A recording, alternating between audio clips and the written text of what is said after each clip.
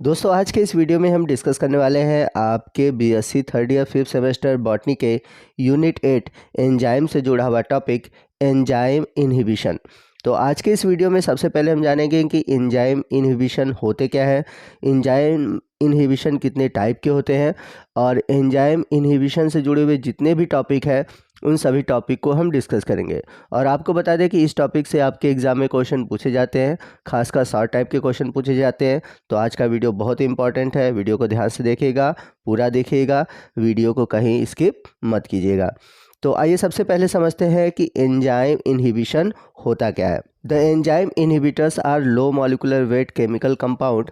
तो जो enzyme inhibitors होते हैं ये लो मॉलिक्यूलर केमिकल कंपाउंड होते हैं जो कि क्या कहते हैं, किसी भी रिएक्शन में जो एंजाइम है उसकी एक्टिविटी को डिक्रीज़ करते हैं या फिर कह सकते हैं उसकी एक्टिविटी को कम्प्लीटली ख़त्म कर देते हैं। तो एंजाइम इनहिबिटर्स जो होते हैं वह किसी भी रिएक्शन को दो तरीके से इनहिबिट करते हैं। एक होता है रिवर्सिबली और दूसरा होता है परमानेंटली यानी कि इरिवर्सिबली। अब बात आती है कि एंजाइम इनहिबिटर्स के रूप में होते क्या है, यानी कि हम कौन सी चीज़ों को एंजाइम इनहिबिटर्स के रूप में ले सकते हैं। तो एंजाइम इनहिबिटर्स के रूप में कुछ भी हो सकता है, कोई ड्रग्स भी हो सकता है, कोई पॉइजन भी हो सकता है। तो ये क्या करते हैं, एंजाइम की एक्टिविटी को कम कर देते हैं या फिर एंजाइम की एक्टिविटी को पूरी तरह से नष्ट कर देते हैं। अब एंजाइम इनहिबिटर्स काम कैसे करता है, जैसा कि हम सभी जानते हैं कि जो एंजाइम होते हैं वो सबस्ट्रेट से जुड़ते हैं और बनाते हैं प्रोडक्ट, और जो एंजाइम होता है अभिक्रिया के लास्ट में ज्यों का त्यों अलग हो जाता है। लेकिन जब एंजाइम इनहिबिटर्स आते हैं तो एंजाइम जो होता है सबस्ट्रेट से जुड़ नहीं पाता। तो जो इनहिबिटर्स होते हैं वो एंजाइम के एक्टिव साइट पे जुड़ जाते हैं और एंजाइम से सबस्ट्रेट को जुड़ने से रोक देते हैं। तो इस तरह से जो एंजाइम इनहिबिटर्स होते हैं एंजाइम का सबस्ट्रेट से जो कांटेक्ट है वो होने नहीं देते और इस तरह से जो अभिक्रिया होती है, अभिक्रिया या फिर कह सकते हैं जो रिएक्शन है वो रुक जाती है। तो जैसा कि यहाँ पर आप देख सकते हैं कि जो एंजाइम इनहिबिटर्स है वो एंजाइम के एक्टिव साइट से जुड़ जा रहा है, जिससे कि जहाँ पर सबस्ट्रेट को जुड़ना चाहिए वहाँ पर सबस्ट्रेट नहीं जुड़ पाता। आइए नेक्स्ट हम बात करते हैं एंजाइम इनहिबिटर्स के टाइप की। तो एंजाइम इनहिबिटर्स जो होते हैं वो 3 टाइप के होते हैं, एलोस्टेरिक, इरिवर्सिबल और रिवर्सिबल। तो आज के इस वीडियो में हम केवल इरिवर्सिबल और रिवर्सिबल एंजाइम इनहिबिटर्स के बारे में जानेंगे। तो जो रिवर्सिबल इनहिबिटर्स होते हैं वो 3 टाइप के होते हैं, कम्पिटेटिव, नॉन कम्पिटेटिव और तीसरा है अनकम्पिटेटिव। तो आइए सबसे पहले हम बात करते हैं इरिवर्सिबल इनहिबिटर्स की। तो जो इरिवर्सिबल इनहिबिटर्स होते हैं वो करते क्या है कि जो एंजाइम है एंजाइम के साथ उसके एक्टिव साइट से कोवैलेंट बॉन्ड के द्वारा जुड़ जाते हैं, और ये जो कोवैलेंट बॉन्ड होता है ये बहुत ही स्ट्रांग होता है और इस एंजाइम और इनहिबिटर्स के बॉन्ड को तोड़ने के लिए बहुत अधिक एनर्जी की ज़रूरत होती है। और यदि एंजाइम इस इनहिबिटर्स के साथ बॉन्ड को ब्रेक करना चाहेगा तो उसकी इतनी अधिक एनर्जी खर्च हो जाएगी, तो एनर्जी ख़त्म होने की वजह से वो जो एंजाइम होगा वो इनएक्टिव हो जाएगा या फिर उसका डेथ हो जाएगा। तो आप यहाँ पर देख सकते हैं मैंने जितनी भी बातें बताई हुई हैं यहाँ पर लिखा हुआ है। तो यहाँ पर लिखा है irreversible inhibitors are bind with enzyme by covalent bond and covalent bond a strong bond for breaking this bond, more energy required and this time the enzyme will death। अब बात आती है कि जो इनहिबिटर्स होते हैं वह एंजाइम पर कहाँ अटैक करते हैं। तो हम सभी जानते हैं कि जो एंजाइम होते हैं वो प्रोटीन के बने होते हैं और इसमें 4 अलग अलग फंक्शनल ग्रुप होते हैं। तो इन चारों फंक्शनल ग्रुप में से किसी भी ग्रुप पर जो एंजाइम इनहिबिटर्स होते हैं वो अटैक करते हैं। जनरली ये एमिनो ग्रुप और कार्बोक्सिलिक ग्रुप पर अटैक करते हैं। यदि हम बात करते हैं इरिवर्सिबल इनहिबिटर्स की तो इसमें आपके मैक्सिमम ड्रग्स होते हैं, पॉइजन होते हैं, जैसे कि साइनाइड है। ये क्या करता है कि रिएक्ट करता है मेटल आयन से और एंजाइम जो होते हैं हमारे रिस्पायरेटरी सिस्टम के उनकी एक्टिविटी को क्या करता है, ब्लॉक कर देता है। उसी तरह स्नैक बाइट के थ्रू जो स्नैक के पॉइजन होते हैं वो भी क्या करते हैं, हमारे एंजाइम एक्टिविटी को डिस्ट्रॉय कर देते हैं। तो ये जो होते हैं, जो पॉइजन होते हैं, ये एक प्रकार से इरिवर्सिबल इनहिबिटर्स होते हैं।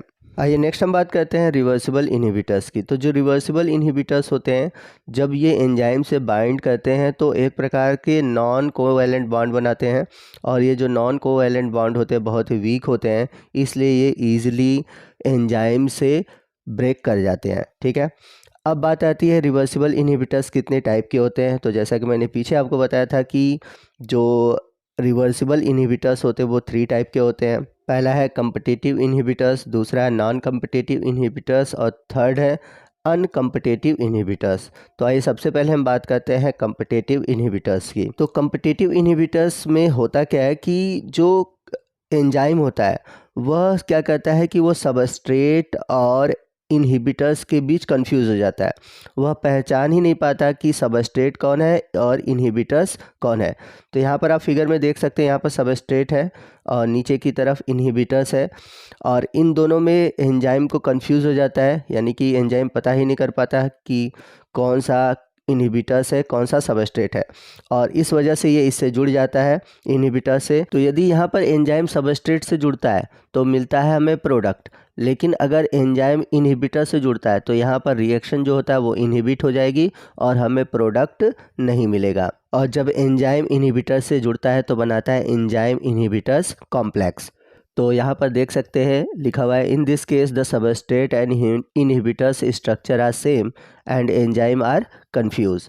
यानी कि इस केस में क्या होता है कि जो सबस्ट्रेट और इनहिबिटर्स है उनके स्ट्रक्चर सेम होते हैं, जिस वजह से एंजाइम कंफ्यूज होता है। Enzyme bind with substrate form enzyme substrate complex. तो जब एंजाइम सबस्ट्रेट से जुड़ता है तो एंजाइम सबस्ट्रेट कॉम्प्लेक्स बनाता है, और यदि एंजाइम इनहिबिटर से जुड़ता है तो बनाता है एंजाइम इनहिबिटर्स कॉम्प्लेक्स। बट यहाँ पर मैं आपको बता दूँ कि जो कम्पिटिटिव इनहिबिटर्स है इसमें होता क्या है कि इस केस में जो सबस्ट्रेट है उसका कंसंट्रेशन अधिक होता है, इसलिए जो इनहिबिटर्स से एंजाइम के जो जुड़ने के चांसेस होते हैं वो बहुत ही कम होते हैं। यदि हम बात करें कम्पिटिटिव इनहिबिटर्स के एग्जांपल की, तो जैसे यहाँ पर बात करते हैं हम अल्कोहल की। ठीक है, तो अल्कोहल में हम सभी जानते हैं कि एथेनॉल पाया जाता है। ठीक, और कभी कभी जो देसी दारू होता है, ठीक है, तो उसमें मेथेनॉल पाया जाता है, क्योंकि वहाँ पर जो बनाने का प्रोसेस होता है वो सही नहीं होता। वहाँ पर जो पीएच होते हैं या फिर जो अदर कंडीशन होते हैं वो गलत होते हैं। तो होता क्या है, इस केस में जो एंजाइम है वह रिएक्ट कर जाता है मेथेनॉल से और बनाता है फॉर्मेल्डिहाइड, जबकि अगर जो नॉर्मल शराब होती है उसमें पाया जाता है एथेनॉल, और अगर वो रिएक्ट करता है एंजाइम से तो बदलता है एसिटल्डिहाइड। अब जब मेथेनॉल फॉर्मेल्डिहाइड से अगर अभिक्रिया करता है तो बनाता है फॉर्मेल्डिहाइड, और फॉर्मेल्डिहाइड एक प्रकार का जहर है। तो इस तरह से जो व्यक्ति है उसकी मृत्यु हो जाती है। परंतु अगर एथेनॉल से रिएक्ट करता है तो बनता है एसिटल्डिहाइड, जो कि वो उसके लिए हार्मफुल नहीं होता। आइए नेक्स्ट हम बात करते हैं नॉन कम्पिटिटिव इनहिबिटर्स की। तो नॉन कम्पिटिटिव इनहिबिटर्स को हम मिक्स इनहिबिटर्स भी कहते हैं। तो नॉन कम्पिटिटिव इनहिबिटर्स करता क्या है कि ये सबस्ट्रेट के साथ भी जुड़ सकता है और एंजाइम के साथ भी जुड़ सकता है। अब ऐसा होता क्यों है, क्योंकि ये जो इनहिबिटर्स होता है यह एंजाइम के एक्टिव साइट से बाइंड ही नहीं करता। इसकी एक अलग साइट होती है जिसे हम एलोस्टेरिक साइट कहते हैं। तो इस एलोस्टेरिक साइट से जो एंजाइम इनहिबिटर्स होते हैं वो जुड़ते हैं। ठीक है, जैसे यहाँ पर आप देख सकते हैं ये एलोस्टेरिक साइट है जहाँ पर इनहिबिटर्स जुड़ता है। तो होता क्या है कि अब चाहे ये एंजाइम के साथ पहले ही जुड़ जाए इनहिबिटर्स, जैसा कि आप नीचे फिगर में देख सकते हैं, या फिर सबस्ट्रेट जुड़ा, तो सबस्ट्रेट के जुड़ने के बाद भी ये इनहिबिटर्स क्या करता है कि एंजाइम सबस्ट्रेट कॉम्प्लेक्स के साथ भी जुड़ जाता है। तो यहाँ पर देख सकते हैं कि लिखा है कि classical non competitive inhibitors have no effect on substrate binding rather than they bind randomly and reversibly to different site on the enzyme which is called allosteric site। आइए नेक्स्ट हम बात करते हैं अनकम्पिटिटिव इनहिबिटर्स की।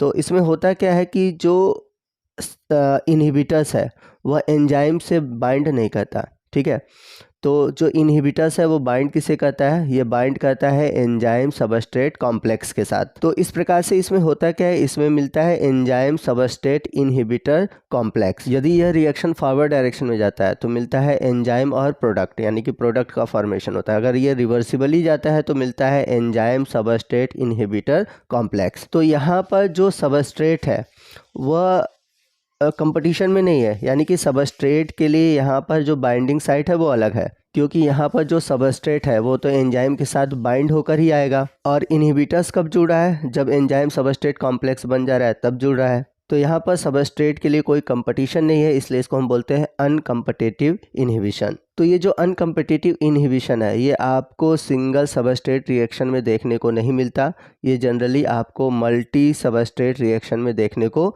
मिलता है। तो ये था हमारा आज का वीडियो जो कि एंजाइम इनहिबिशन पर आधारित था। आई होप आपको सभी टॉपिक अच्छे से समझ में आ गया होगा। फिर भी यदि कोई डाउट है तो आप हमसे कमेंट करके पूछ सकते हैं। तो आपको आज का वीडियो कैसा लगा कमेंट करके ज़रूर बताइएगा। वीडियो अच्छा लगा हो तो वीडियो को लाइक और शेयर करना मत भूलिएगा, और कोई भी डाउट है आप हमसे कमेंट करके पूछ सकते हैं। तो मिलते हैं अगले वीडियो में अगले टॉपिक के साथ। तब तक के लिए जय हिंद, जय भारत।